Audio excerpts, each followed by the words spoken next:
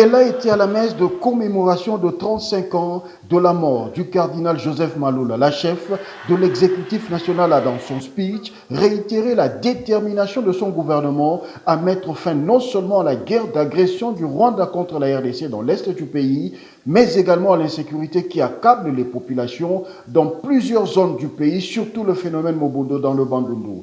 Judith Soumino a de ce fait demandé la prière afin que sa détermination se traduise en actes pour la restauration de la paix. Je remercie le Seigneur qui m'a donné cette charge aujourd'hui de conduire le gouvernement à côté de son Excellence Monsieur le Président de la République, Félix Antoine Tshisekedi, car ensemble, je pense que nous pourrons continuer à travailler pour le bien de cette population, pour son développement. Mais nous ne pouvons pas le faire seuls. J'ai besoin de vos prières à vous les mamans catholiques. J'ai besoin du soutien de la mère Église, car seuls nous n'y arriverons pas, et c'est avec vous que nous pourrons y aller. Donc vraiment, son éminence, je sollicite ce soutien pour pouvoir conduire ce pays pour un meilleur avenir et pour son développement.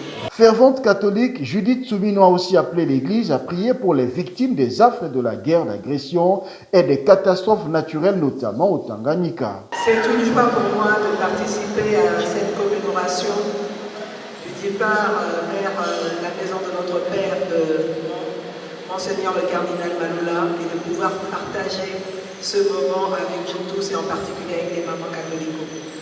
Mais malgré cette joie, je ne peux m'empêcher d'avoir une pensée pour notre peuple, notre population, nos frères et sœurs, et en particulier nos mamans qui souffrent, qui font face aux affres de la guerre à l'Est, particulièrement au Nord Kivu et en Ituri, mais aussi celles qui sont, que ce soit à la Chopo, que ce soit à l'Équateur, que ce soit dans le Maïdombe ou dans d'autres contrées Sud Kivu, et qui font face non seulement sont victimes de gangsters et autres, mais aussi victimes de catastrophes naturelles, et même ici à Kinshasa.